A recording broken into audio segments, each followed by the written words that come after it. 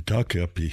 Trokaya le ampetu ki chante hataha iushkia nape ochius papelo le miacha lechi ikancho la tipi ekta wahina mazaskashka oapre waji lakotia woglakapi na lako wichocha bi hana nupi iwog lakinkta yalo. Dwecha tuktetahan nach unakapiki hana wopila tranka ipre yalo. My relatives, first of all, on this day, from my heart, I extend my handshake in a happy way. This is me. I have come to the radio station, and for 1 hour, the Lakota language and culture I will speak on. Those that, from wherever you are listening, I give you my words of thanks. Today is the June 17th, 2026 program, Lakota Cultural Program. My name is Dana Dupree, and I am here for the 28th episode. And we welcome you all, listeners, near and far. And we're going to have some good information today, hopefully. And I know you're all having a good day. This is a beautiful day. We're going to review what we did last week, try to remember, and then we'll go into some language lessons and maybe some stories.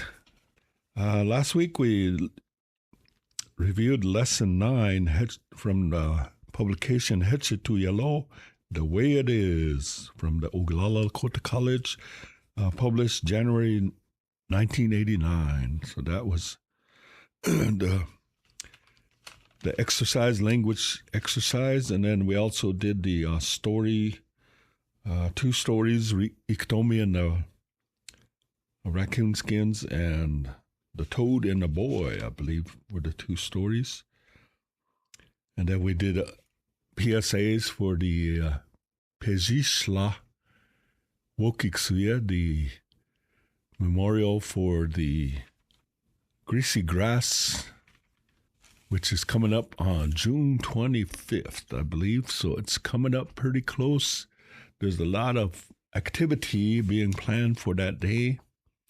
And I'm hoping that everybody will participate in what what's made available to you. If you're staying locally, there's events here locally, and also out to the Pezishla. We have a tribal ranch out there, and everybody is welcome to stop in and see the acreage out there. And there's activities scheduled, there's camping areas, and all you have to do is take your camping gear. I think the deadline is passed for the charter bus, if you're wanting to ride a charter bus. You never know, What I'd like to do at this time is start with a prayer. And this is the one, my standby prayer is the Serenity Prayer. Trankashila wachwala makuyo, daku aglutok chawakihi, snihana omakyayo. Daku aglutok chawakihi, hena washake makuyo. Na omakyaki lena u woksape wagluhakta yalo.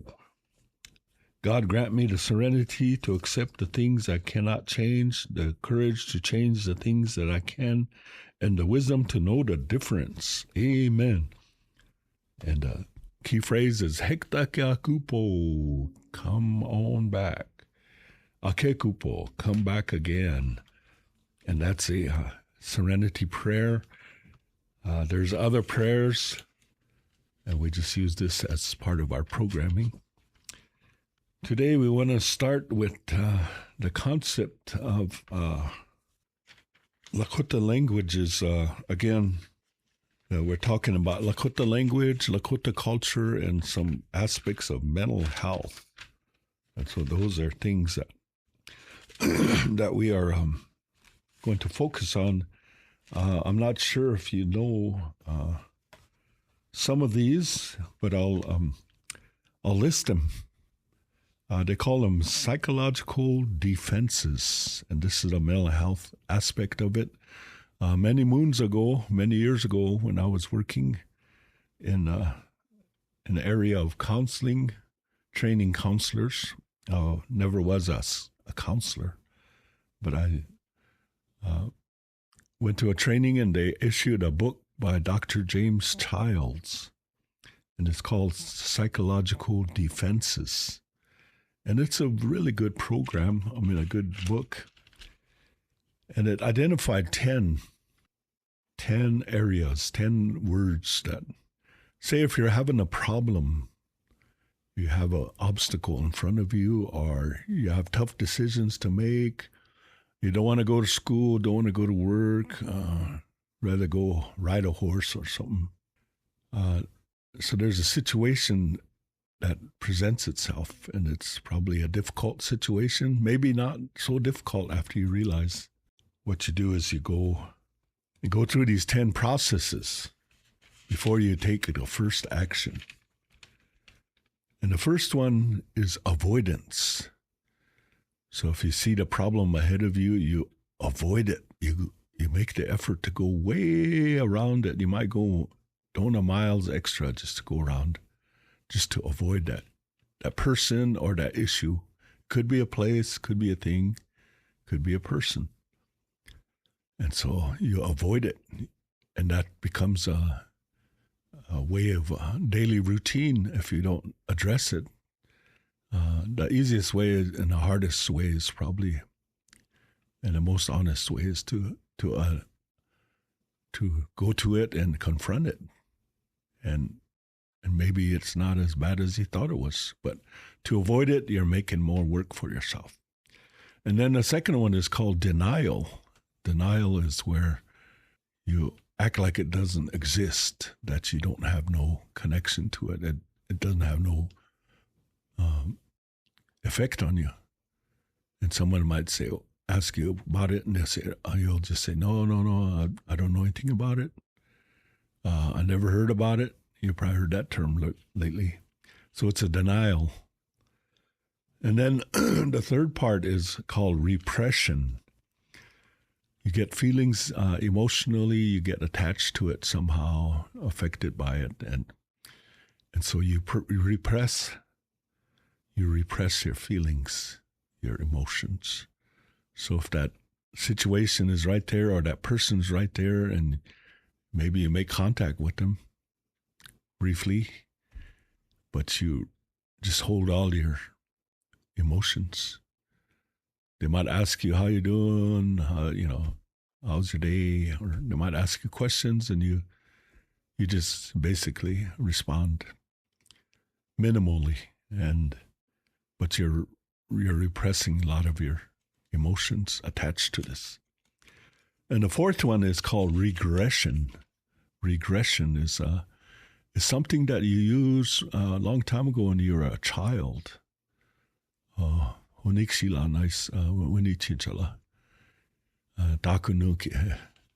Long time ago, whatever you used, it worked. It worked, so then you can use that. Since it worked when you're a kid, it might work right now. So you have to try it out. And it's called regression. So you go back to a time in your life when you use something, a behavior that got you results, good results for yourself. Maybe not positive results, but. And example they used in the training was temper tantrum. And that's where you might throw yourself on the floor and just start kicking and screaming and make a bunch of racket and wake all the neighbors up. But it works. It works. I don't know if I tried it lately, because if I throw myself down, I might not be able to get back up. So Okay, then number five is called displacement. So when you have that situation, when you have emotions tied to it, and you don't want to confront it or you don't want to address it, then you displace your feelings. And that's where you take it out on somebody that's close to you. You strike out and you hit somebody that's close to you, that's really someone that really is helpful for you all during your life. And you displace your anger, even though you're angry at that obstacle or that problem or that person. You don't address it towards that person, place, or thing. You displace it elsewhere on a family member. And so that's been done. You hurt the ones that you love, is kind of what they say. And after that displacement, number 6 comes into play, where you feel guilty, you feel bad because you displace your emotions to the wrong person. So you try to undo. It's called undoing. So you try to undo that wrong you did. You try to, patch things up. And they say that once you throw a angry word at somebody, you can never get it back. It's going to stay with that person forever. So undoing is a hard process. I don't think it's possible to undo the wrong you did because you already, displaced your anger or your emotions. And then through time, you get into a situation where this obstacle, you avoid it, you deny that it's there, you repress the emotions, you go through regressive actions, and then you displace your emotions, then you're undoing. And so you start getting into a situation, a frame of being where you start dreaming. You have dreams about this. This is how impactful it is. And it could be a new job. It could be a big test. It could be meeting a new person, or it could be someone that's giving you a problem, place that's painful. And then you start having dreams about it. And in the dreams solve a lot of problems, but you have to wake up sometime. So you start maybe writing down the dreams or telling people about the dreams and trying to convince people that's going to be okay. But then a dream is a dream. Reality still is here. So the next step, the 8th step, is fantasy. You might sit there and start nodding off. You might sit there and start fantasizing an ideal situation, ideal solution to your problem. And that's where you create images, characters, you create scenes, you create environments, you can create everything in that fantasy. And it all goes in your direction in a positive way. And you become the hero, you become the key person, and all these people that did you wrong or are going to do you wrong, or these places that are hard to go to, or these things that are hard to do, they're going to be a part of this fantasy. And it's going to take the edge off. You're not going to feel that tenseness, or you're going to feel that anxiety. But a fantasy is a fantasy. It's not real. You might live in a fantasized world. And so someday that somebody's going to burst that bubble, and you have to come back to reality. And then the last 2 is after a prolonged time, you start doing this thing, you start, avoiding, denying, repressing, regressing, displacing, undoing, going through having dreams and creating fantasies. And you look, and that the problem is still there. It's still there waiting for you. That person is still there waiting for you. That thing is there waiting for you. And so the next psychological defense you use is rationalization. You rationalize. Say, oh, you give up something, you do something halfway, and it's not, you don't feel good about it, but you rationalize and say, oh, I made the effort. At least I made the effort. I'm good with that. Maybe I'm not good with it, but rationalization kind of is a part-way solution. But again, you're just not dealing with it in total. So then the last part of it is number 10 of your psychological defense is identification. So you tried these other 9 and they didn't work. Some almost worked. Then you start to identify. Your identification changes. You don't hold on to your true identity. You start creating a new identity that maybe is the character of that person that is causing you problems. So you want to be like him or her. And so you start identifying with what they do, what they say, how they act, and how they deal with things. And you start living somebody else's life through you. And it's really kind of dangerous.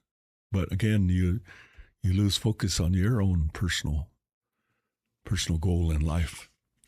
So those are 10 psychological defenses listed in a book that I read by Dr. James Childs when I was at a workshop and working with youth. I think we had to go to Chicago for training during that time in early 80s. We had a training center in Chicago. And so we'd go and I think one of the trainings was making a difference with youth, and that was dealing with youth from all areas. So we had different tribes that came, and so we shared information. And then there's other psychological defenses that I'll just say the name of them, and some of you probably know, or maybe it's repeating some of the 10. Hypochondria. I think that's where I hurt. Oh, I can't do nothing. Oh, my eye hurts. Oh, I can't look at you. Oh, my nose hurt. I can't smell you. Oh, my teeth hurt. I can't bite you or eat you. You even talk to the food and whatever, And you're always at the hospital. That sounds like me. I'm always at the hospital. And then there's schizophrenic reaction, and you think people are talking to you. Somebody's talking to me. Oh no, their voices are getting louder. And then there's paranoia that sets in. Oh man, paranoid. Something's in this room. Somebody's looking at somebody. And then projection. You start projecting these things that you see or feel. And then you start acting them out. And then you become emotionally insulated. You start withdrawing. Today I wore a jacket. I don't know why. It's really warm outside. But I want to be emotionally insulated so that the mosquitoes won't bite me. But they still bite me. And then the other one is depression. You go into a state of depression. And then guilt.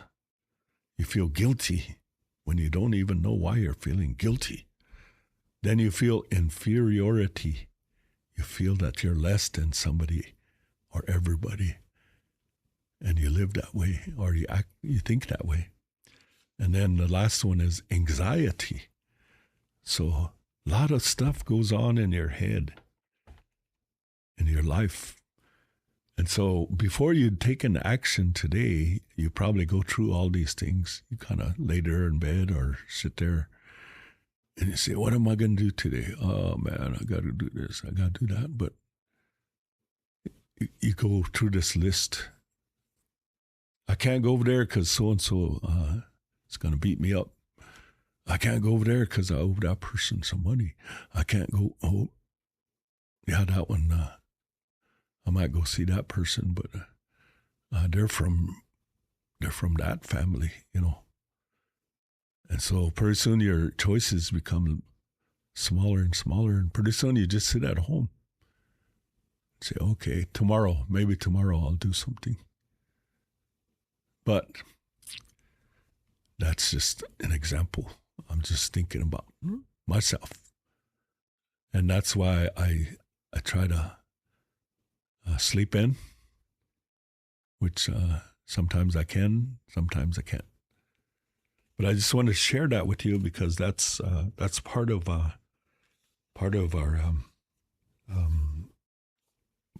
life. I want to jump into the lesson, Lakota lesson, and this is and these are probably going to be varied in regards to choice of words. But again, just to give you an idea that there are words for these. And so the lesson 10 from the student manual Hechetu Yellow is going to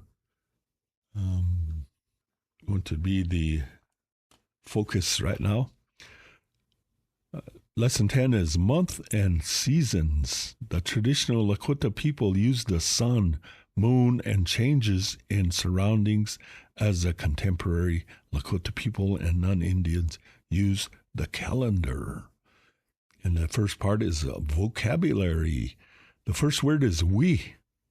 We, the sun, the moon, a month. Etu. Etu expresses the concept of time. Ampetu.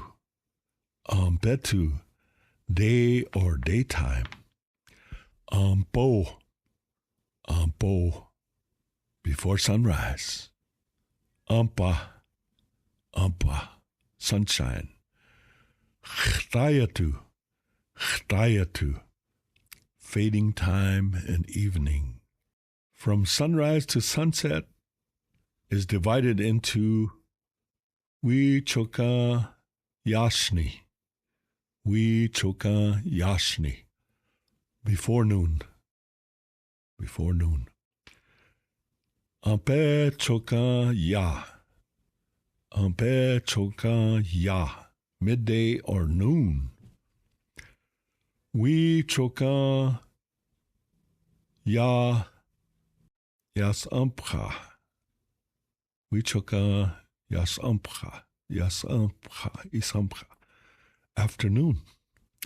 Hayatu. Hayatu is night. Nighttime. Hayatuki. Ha choka ya. Ha choka ya. Midnight.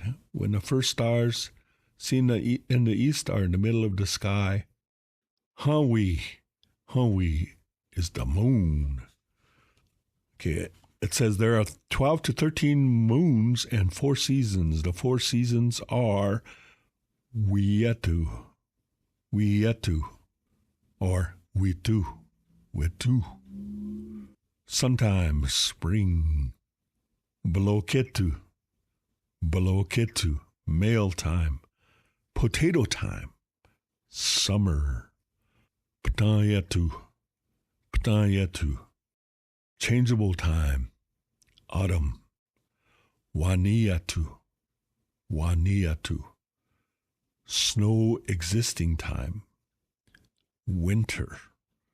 Non-traditional words, Oko, Oko, week, Yawapi, Yawapi, calendar. We're going to go into months. The following are the basic months, which varied slightly from area to area, so keep that in mind. There are 2 moons in the spring season, which are Magaksita Agliwi. Magaksita Agliwi, ducks come together moon in April. Chonwapre Tunwi. Chawapre Tunwi. Trees, leaves, potent moon in May. There are 4 moons in the summer season, which are Timpsilawi, wild turnip moon in June. Champha Sapawi, black chokecherry moon, July. Khanta Shawi, red plums moon, August. Chawapre Riwi,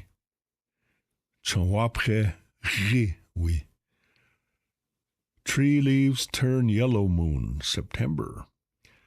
There are 2 moons in the autumn season. Chawapre Gashnawi,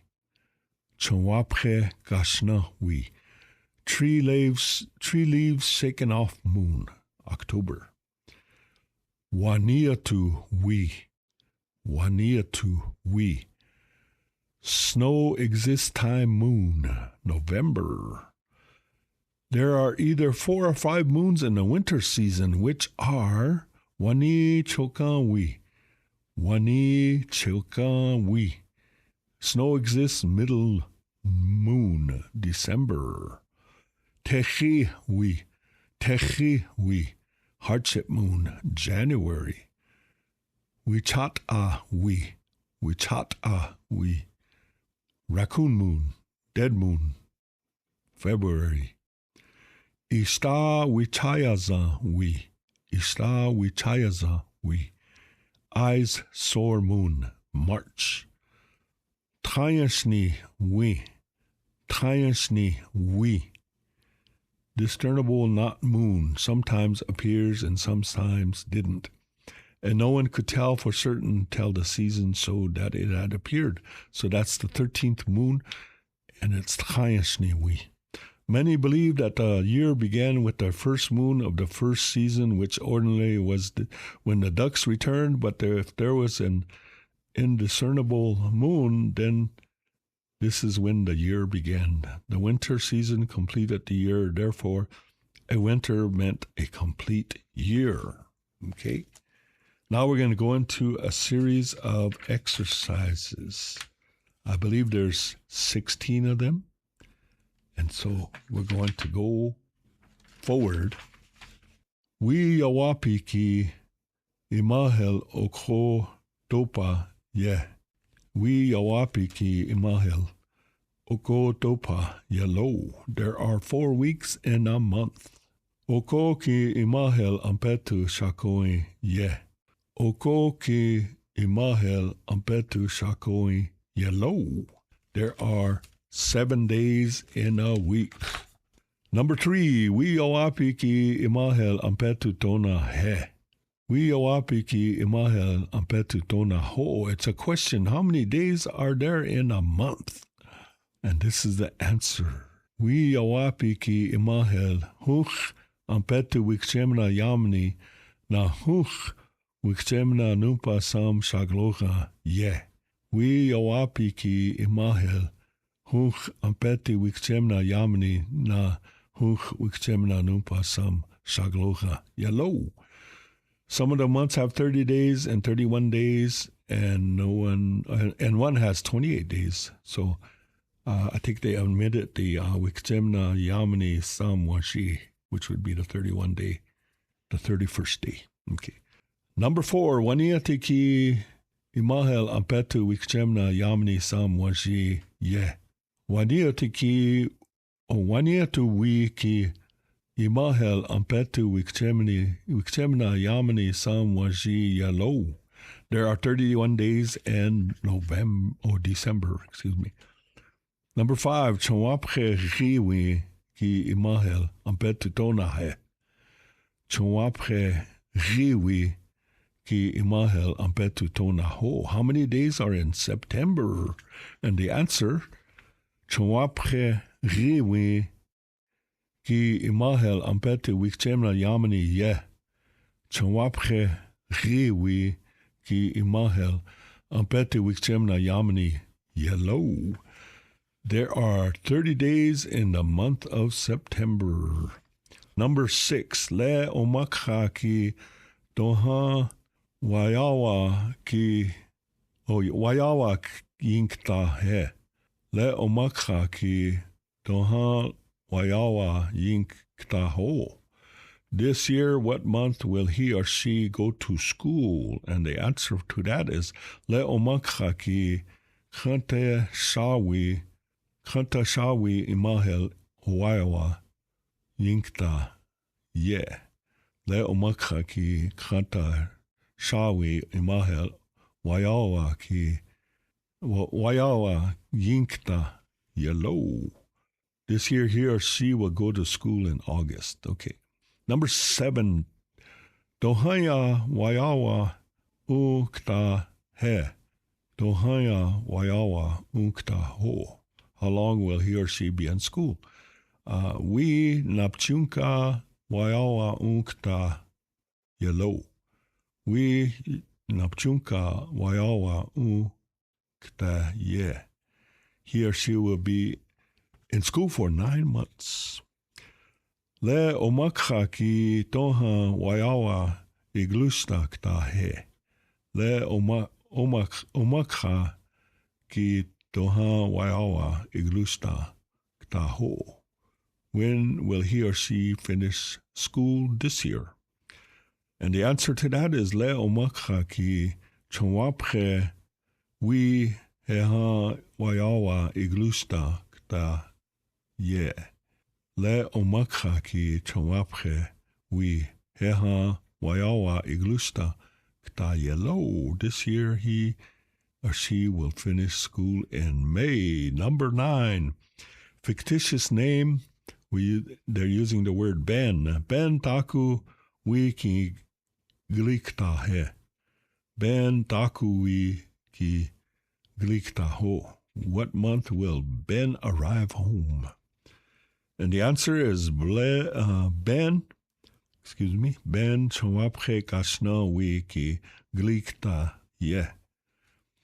Ben chonwapche kashna we ki glikta yellow. In October, Ben will come home. And then this is optional fill in the blank. Taku we he. Taku we ho. What month is this? And le ishtawi chayaza we yeah. Le ishtawi chayaza we yellow. This is the month of snow blindness, I believe it is. Or maybe I just made up a month. But number 11, owayawa ki taku we yotakab he. Owayawa ki taku we yotakab ho. What month will school start? Yotakiab. I think that's what they meant. Yotakiab. So they would say, owayawa ki taku we yotakiab. Yotakiab. He. Yotakiab ho. What month will school start? Owayawa ki khanta shawi. School will start in August. Owayawa ki khanta shawi. Number 12. Owayawa ki dohaya ianka kta he. Owayawa ki dohaya ianka kta ho. How long will the school run? And so, owayawa ki napchunka, we napchunka ianka kte ye, kta ye. Owayawa ki we napchunka iankta yellow. The school will run for 9 months. Number 13, bloketu asnikapi ki we yamani so. Bloketu asnikapi ki we yamani so. Summer vacation is June, July, and August. Oh, excuse me. Summer vacation is 3 months, isn't it? Okay, I messed that one up. So, bloketu asnika ki we yamani so. Summer vacation is 3 months. Okay. Bloketu asni kiapi ki wi yamani timsilawi na champra sap sapawi na kantasha wi ye. Summer vacation is June, July, and August. So bloketu asni kiapi ki wi yamani timsilawi na champra sapa wi na kantasha wi yellow. Number 14, Toha Asniya Kinkta he. Toha Asniya Kinkta ho. When will you have your vacation? Answer is Ptayantu ki Asniya Kinkta yeah. Ptayantu ki Asniya Kinkta yellow. I'll have my vacation in the fall. Number 15, Toha Wiwang Wachipi he. Doha wiwang wachipi ho. When will they sundance? Is the question. Bloketu chukaya ki wachipi kta ye. Bloketu chukaya ki wachipi kta yellow. They will have the Sundance in Wiwang Wachi midsummer. Number 16 is Wetu ki yahikta he. Wetu ki yahikta ho. Will you come in the spring? And the answer is wetu ki wahikta ye. Wetu ki wahikta yellow. Yes, I will come in the spring. And now we're jumping over to additional vocabulary. And these could be utilized, incorporated into a structure, sentence structure. First one is osni. Osni, cold. Okate, hot. Wahihe, snowing. Magaju, rain. Mashte is sunshine, sunny. Trate, wind or windy. Wakia agli, thunderstorm. Wasuhihe, hailing. Iwobulu is blizzard. Wayawa, to attend school. Hooch, some. And then we jump into the next portion of it is called weather. Wahihe ye. Wahihe yellow. It is snowing. Magaju ye. Magaju yellow. It is raining. Lila trate ye. Lila trate yellow. It is very windy. Mashte ye. Mashte yellow. It is sunny. Wakia agli ye. Wakia agli yellow. It is a thunderstorm. Wasu hihe ye. Wasu hihe yellow. It is hailing. Okate ye. Okate yellow. It is hot. Osniye yellow. It is cold. And then there's some exercises using the weather that deal with the weather. Ampetu trokahe heha wakia aglia. Ampetu trokahe heha wakia aglia low. There was a thunderstorm on Monday. Then you can say ampetu numpa heha wakia aglia yellow. Ampetu numpa heha wakia aglia yeah. There was a thunderstorm on Tuesday. Happy lila trate yeah. Happy lila trate yellow. It was very, very windy last night. Hihani wahihe yeah. Hihani wahihe yellow. This morning it was snowing. Oh, excuse me. Number 4, Makaju Heha Waglia. Makaju Heha Waglia Lo. I came back when it was raining. Number 5, Leon Omakhaki Oto Wasuhi He. Yeah. Oh, excuse me, I read that wrong. Le Omakhaki Ota Wasuhi Ha Yellow. Le Omakhaki Ota Wasuhi Ha. Yeah. This year there was lots of hailstorms. Number 6, Lilo Okate Haha Hippie. Yeah. Lilo Okate Haha Hippie Yellow. They came when it was very hot. Tkate na okate, yeah. Tkate na okate yellow. It is windy and hot. That's number 7. We jump over to the last page of this lesson, number 10.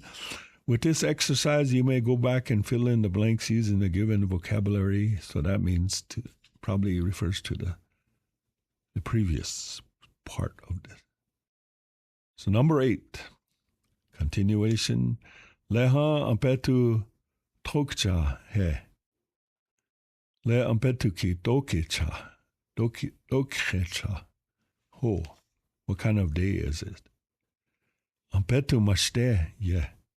Ampetu mashte. Hello. It is a sunny day. Number 9. Leha ampetu tokcha he. Le ampetu tokcha ho. What kind of day is it? Answer, ampetu washte, yeah. Ampetu washte, yellow. It is a good day. And the last one, number 10, le ampetu ki tokcha, he. Le ampetu tokcha ho. What kind of day is it? And the answer is le ampetu washte, leha washte, leha washte, yellow. Now it is good. This is a conclusion of lesson 10. Good job, good job, good job. Okay, so 1. And that was a lesson. It was a long lesson, but hopefully it will help you in learning about seasons and weather and time, days of the week. Lesson 9 was days of the week.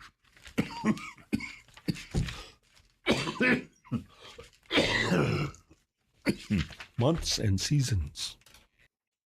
And I believe we have some information on the rides.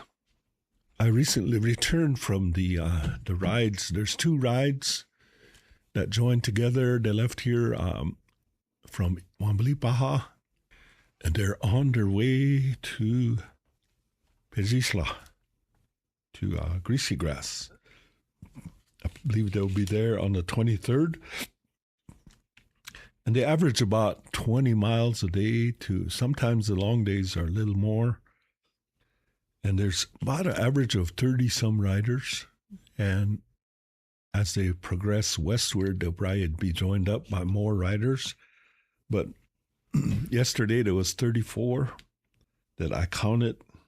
And as they left the campsite, they camp out along the Highway 212. And once you get into Montana, or maybe even before then, they designated that the Warrior Trail, the Trail of the Warriors, as they went to battle at the Greasy Grass, and they come home victorious.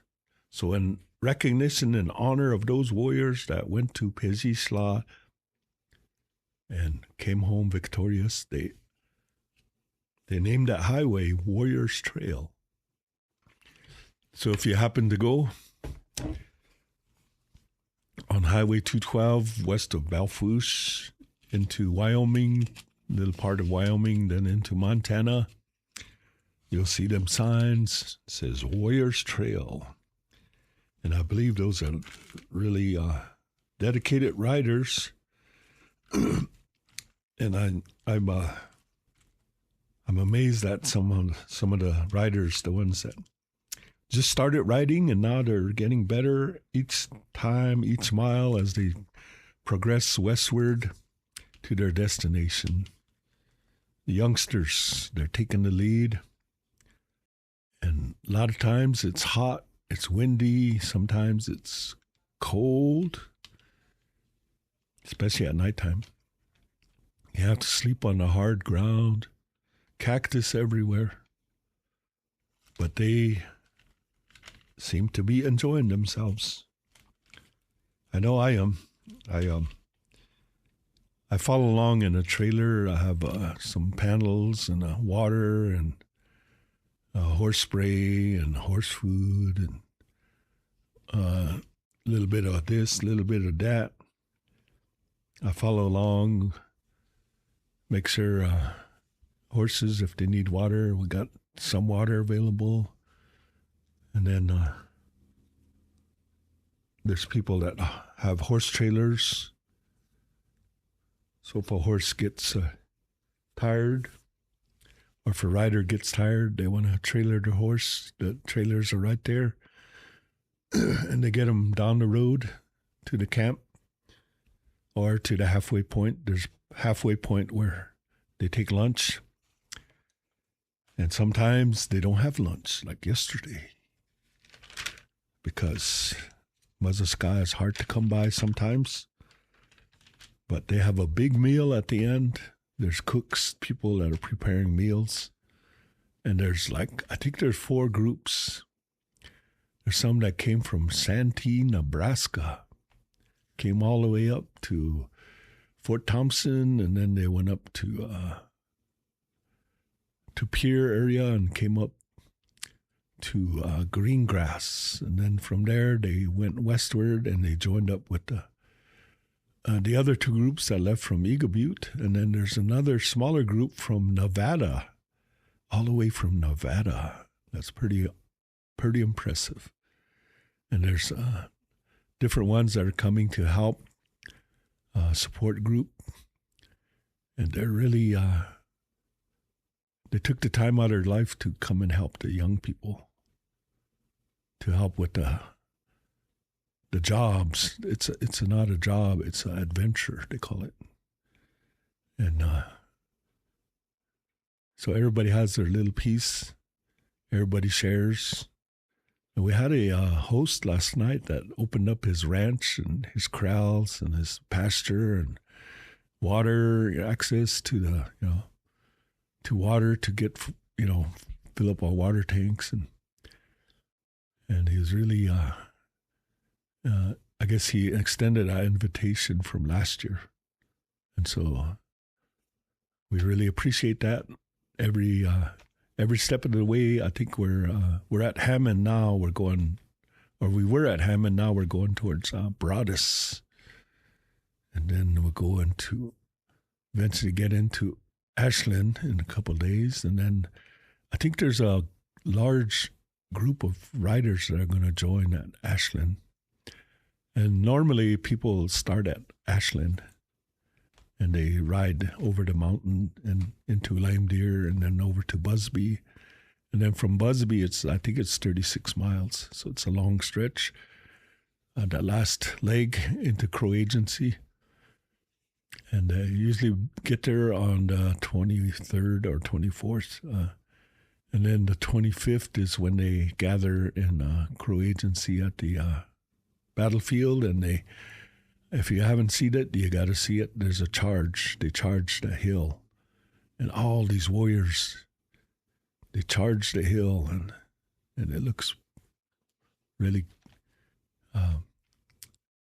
awesome is the word I'll use at this time. But we still got a few miles to go as we continue. This one's a story about, let me see. There's a character called Iya. Iya is the giant. And he likes to eat people.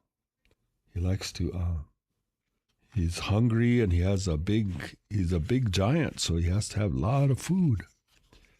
And so when he eats, he devours he might even devour he might eat a whole village of people. I think that happened in Iktomi in a giant story. So this is another portion of that about Iya. And we'll finish up with Iya, the camp eater. From the tall grass came the voice of a crying baby. The huntsmen who were passing heard and halted. The tallest one among them hurried towards the high grass with long, cautious strides. He waded through the growth of green with just a head above it all. Suddenly exclaiming, "Hoo-hee! Hoo-hee!" he dropped out of sight. In another instant, he held up in both his hands a tiny little baby, wrapped in soft brown buckskins. "Oh-ho, a wood child!" cried the men, for they were hunting along the wooded river bottom where this baby was found. While the hunters were questioning whether or not they should carry it home, the little Indian baby, Lakota baby, kept up his little howl. "His voice is strong," said one. "At times it sounds like an old man's voice," whispered a superstitious fellow who feared some bad spirit hid in a small child to cheat them by and by. "Let us take it to our wise chieftain." At length they said, and the moment they started towards the campground, the strange wood child ceased to cry. Beside the chieftain's teepee waited the hunters while the tall man entered with the child. "How, how," nodded the kind-faced chieftain, listening to the queer story. Then rising, he took the infant in his strong arms. Gently he laid the black-eyed baby in his daughter's lap. "This is to be your son," he said, smiling. "Yes, father," she replied. Pleased with the child, she smoothed the long black hair fringing his round brown face. "Tell the people that I will give a feast and dance this day for the naming of my daughter's little son," said the chieftain. In the meanwhile, among the men waiting by the entranceway, one said in a low voice, "I have heard that bad spirits come as little children into a camp which they mean to destroy." No, let us not be overcautious. It will be cowardly to leave a baby in a wild wood where prowl the hungry wolves," answered an elderly man. The tall man now came out of the chieftain's teepee. With a word, he sent them to their dwellings, half running with joy. "A feast, a dance for the naming of the chief's grandchild," cried he in a loud voice to the village people. What? They asked in a great surprise, holding a hand to an ear to catch the words of the crier. There was a momentary silence among the people while they listened to the ringing voice of the man walking in the center ground. Then broke forth a rippling, laughing babble among the cone-shaped teepees. All were glad to hear of the chieftain's grandson. They were happy to attend the feast and dance for its naming. With excited fingers, they twisted their hair in glossy braids and painted their cheeks with bright red paint. To and fro hurried the women, handsome in their gala day dress. Men in loose buckskins with long, tingling metal fringes strode in small numbers towards the center of the round campground. Here, underneath a temporary shade house of green leaves, they were to dance and feast. The children in deerskins and paints, just like their elders, were jolly little men and women. Besides their eager parents, they skipped along towards the green dance house. Here, seated in a large circle, the people were assembled. The proud chieftain rose, and with the little baby in his arms, the noisy hum of voices was hushed. Not a twinkling of a metal fringe broke the silence. The crier came forward to greet the chieftain. then bent attentively over the small baby, listening to the words of the chieftain. When he paused, the crier spoke aloud to the people. This woodland child is adopted by the chieftain's eldest daughter. His name is Chaske. He wears the title of the eldest son. In honor of Chaske, the chieftain gives this feast and dance. These are the words of him you see holding a baby in his arms. Yes, yes. How, came from the circle.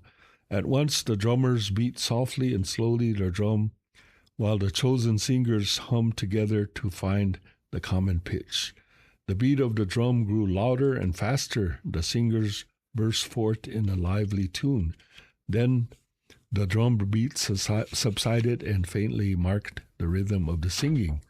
Here and there bounced up men and women, both young and old. They danced and sang with merry, light hearts. Then came the hour of feasting.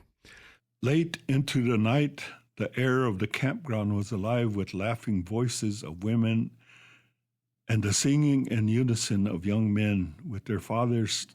Within her father's teepee sat the chieftain's daughter, proud of her little one. She watched over him asleep in her lap. Gradually, a deep quiet stole over the campground, as one by one the people fell into pleasant dreams. Now all the village was still. Alone sat the beautiful young mother, watching the babe in her lap, asleep with a gaping little mouth. Amid the quiet of the night, her ear heard the far-off hum of many voices. The faint sound of murmuring people was in the air. Upward she glanced at the smoke hole of the teepee and saw a bright star peeping down upon her. Spirits in the air above, she wondered. Yet there was no sign to tell her of their nearness. The fine, small sound of voices grew larger and nearer. Father, rise, I hear the coming of some tribe, hostile or friendly, I cannot tell. Rise and see, whispered the young woman. Yes, my daughter, answered the chieftain, springing to his feet. Though asleep, his ear was ever alert. Thus, rushing out into the open, he listened for strange sounds. With an eagle eye, he scanned the campground for some sign. Returning, he said, My daughter, I hear nothing. I see no sign of evil nigh. Oh, the sound of many voices comes up from the earth about me, exclaimed the young mother. Bending low over her baby, she gave ear to the ground. Horrified was she to find the mysterious sound coming out of the open mouth of her sleeping child. Why so unlike other babies, she cried. Within her heart, as she slipped him gently from her lap to the ground. Mother, listen, tell me if this child is an evil spirit come to destroy our camp, she whispered loud.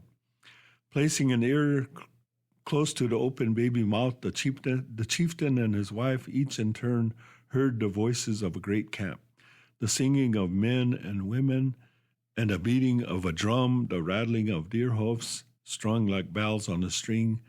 These were the sounds they heard. We must go away, said the chieftain, leading them into the night. Out in the open, he whispered to the frightened young woman, Iya, the camp eater, has come in the disguise of a baby. Had you had gone to sleep, he would have jumped out into his own shape and would have devoured our camp. He is a giant with spindly legs. He cannot fight, for he cannot run. He is powerful only in the night with his tricks. We are safe as soon as day breaks. Then, moving closer to the woman, he whispered, If he wakes now, he will swallow the whole tribe with one hideous gulp. Come, we must plead with our people. Thus creeping from teepee to teepee, a secret alarm signal was given. At midnight, the teepees were gone, and there was left no sign of the village, save heaps of dead ashes. So quietly had the people folded their teepees and bundled their teepee poles that they slipped away unheard of by the sleeping Iya baby. When the morning sun arose, the baby awoke. Seeing himself deserted, he threw off his baby form in a hot rage. Wearing his own ugly shape, his huge body tumbling to and fro from side to side on a pair of thin legs far too small for the burden. Though with every move he came dangerously nigh to falling, he followed in the trail of the fleeing village. I shall eat you in the sight of a noonday sun, cried Ea in his vain rage when he spied them encamped beyond a river. But by some unknown cunning, he swam the river and sought his way towards the teepees. He grunted and growled. With perspiration beading his brow, he strove to wiggle his slender legs beneath his giant form. Ha ha, laughed all the village people to see Ea made foolish with anger. Such spindle legs cannot stand to fight by daylight, shouted the brave ones who were terror-struck the night before by the name Ea.